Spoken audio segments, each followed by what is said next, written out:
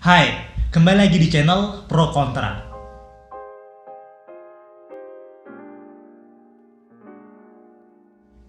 Jangan lupa untuk like, comment, share, and the very important things, jangan lupa untuk subscribe agar kita terus semangat membuat video-video yang bermanfaat dan akan dikemas ala milenial. Nah, di awal-awal channel kita nih, kita belum bahas isu-isu yang aktual, tetapi kita mau membahas hal-hal filosofis yang tetap menjadi main isu dari masa ke masa. Jadi sebenarnya filosofis itu apa sih, Cin? Filosofis itu berpikir secara filsafat. Jadi kita gunain akal dan logika kita untuk membahas suatu permasalahan hingga ke akar-akarnya. Oke, nah jadi kali ini kita akan mau bahas tentang negara kesatuan itu. Kira-kira masih relevan gak sih di masa sekarang itu? Nah, sebelumnya kita acak dulu nih, siapa yang dapat pro dan siapa yang dapat kontra. Aduh, deg-degan ya, nanti kalau dapat kontra dibilang gak idealis lagi kan? Udah tenang aja, namanya kita mau membuka cakrawala milenial dan bisa jadikan hal-hal baik yang kita sampaikan itu jadi rekomendasi untuk negeri. Oke. Nah, buktinya orang-orang bebas-bebas aja kok berpendapat mendukung tetap negara NKRI harga mati, mengusul refederalisme atau kembali ke bentuk negara serikat. Nah, bahkan ada yang mengusulkan negara monarki atau negara kerajaan gitu ya. Itu ada tulisan dan penelitiannya. Udah, ayo acak. Bangkangan dan bangka mati udah nungguin nih. Aduh, kita ambil nih. Oke. Yuk. Alhamdulillah. Dapat kontra. Oke, pro ya. Siap-siap. Oke, kita mulai nih ya. Nah, menurut kamu nih, Nau, kenapa sih negara kesatuan itu perlu dipertahankan? Karena kan udah jelas di konstitusi kita tertulis Undang-Undang Dasar Negara Republik Indonesia tahun 1945 bahwasannya negara Indonesia adalah negara kesatuan yang berbentuk republik. Jadi udah ditulis tuh di pasal 1 ayat 1 di pasal pertama dan yang paling utama. Nah, but untuk apa sih kita gencar-gencaran mempertahankan bentuk negara kesatuan kalau apa-apa mandek bergerak gitu? Nah, kita lihat aja versi IMF per tahun 2020, negara-negara kategori maju seperti Australia, Austria, Belgia, Amerika Serikat, Swiss, Jerman, Kanada, Finlandia, Prancis, Islandia, dan banyak negara lainnya, rata-rata tuh bentuk negara federal atau negara serikat atau negara bagian. Tapi kan di konstitusi kita itu bahwasannya kiblat bernegara kita itu udah jelas bahwasannya kembali lagi ke Undang-Undang Dasar nih di pasal 37 ayat 5 jelas banget kan bahwasannya mengatur bahwa khusus bentuk negara NKRI itu udah nggak bisa diubah lagi. Nah, menjadi keniscayaan bahwa jika antara pasal 1 ayat 1 yang di awal kamu sebutin tadi tuh, nah, dan plus pasal 37 ayat 5 itu bisa aja kok membuka ruang untuk mengganti bentuk negara. Gimana kalau misalnya dua pasal itu dicabut atau diamandemen bersama-sama? Nah, jadi NKRI bukan harga mati kan? Tapi nih, negara serikat itu kan berpotensi disintegrasi atau perpecahan bangsa. Contohnya nih, Amerika Serikat. Mereka ada isu tuh yang namanya segregasi atau perbedaan warna kulit atau rasial. Sejak kisah Big Apple-nya, Big John berkulit hitam yang tiba di Mississippi dari Meksiko sejak hampir 100 tahun lalu. Jadi ada legal gap gitu antara si miskin dan si kaya gitu kan. Kalau negara kesatuan kan terminimalisir lah itu yang namanya isu perpecahan atau disintegrasi tersebut. Tapi Amerika itu negara serikat yang bukan dogmatis atau tertutup gitu loh. Jadi buktinya aja presiden ke-44 Amerika Serikat yaitu Barack Obama yang memimpin selama 2 periode itu menjadi presiden Amerika Serikat yang dari berkulit hitam.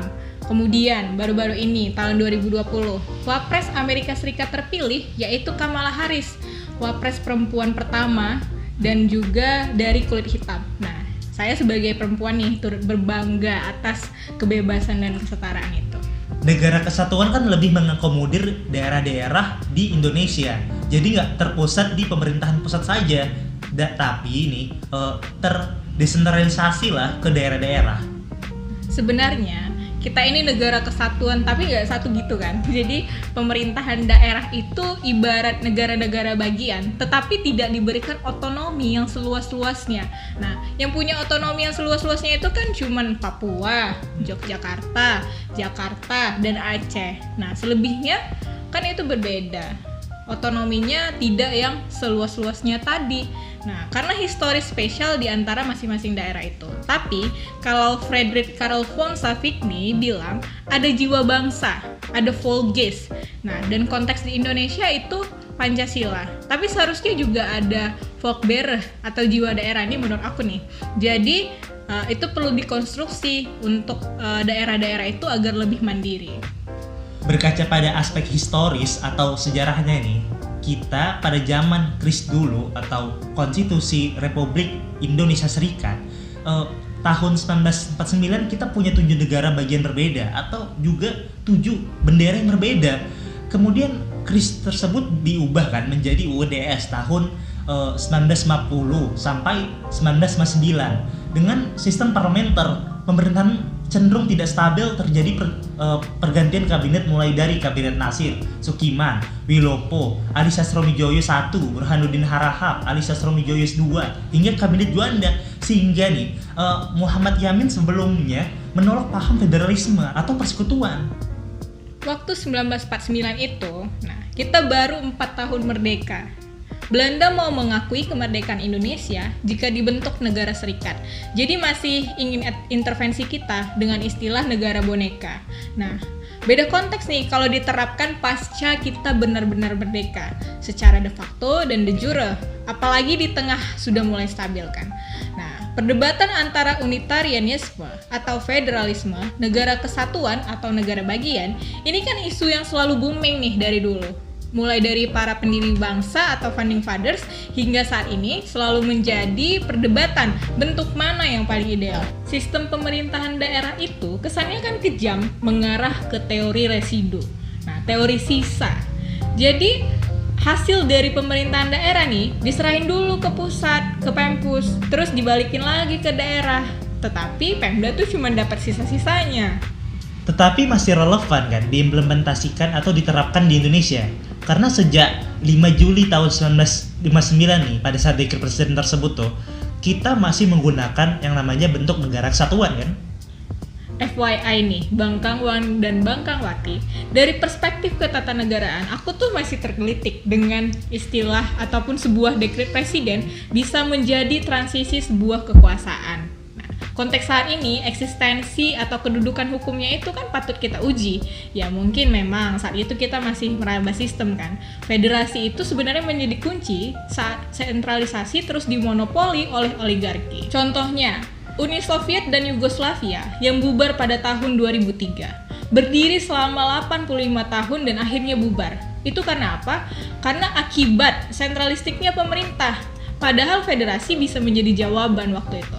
Akhirnya bubar dan pecah menjadi beberapa negara. Seperti apa dulu Mikhail Gorbachev membuat gerakan perestroika untuk memperbaiki struktur pemerintahan dan sosial ekonomi melalui sosialis humanis.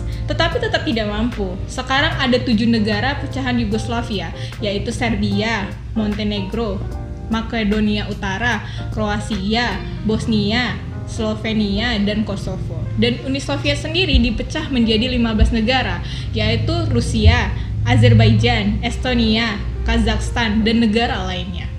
Tapi apapun bentuk negaranya nih, kita harus tetap melakukan percepatan untuk tercapainya negara kesejahteraan atau welfare state.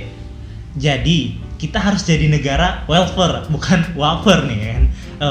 Jadi biar kokoh dan yang nggak rapuh gitu untuk negaranya. Of course, because bernegara itu adalah tentang give, not give. Jadi bernegara itu tentang seberapa banyak yang sudah kita beri, bukan seberapa banyak yang udah kita dapat. Jadi give itu maksudnya pemberian, bukan give yang hadiah gitu. Nah, jadi gimana nih Bang Kawan dan Mawati? Kalian pilih negara kesatuan atau negara bagian nih? Komen di bawah ya. Oke, sekian dulu video kita pada kali ini. See you on the next video. Pro kontra, netralitas tanpa batas.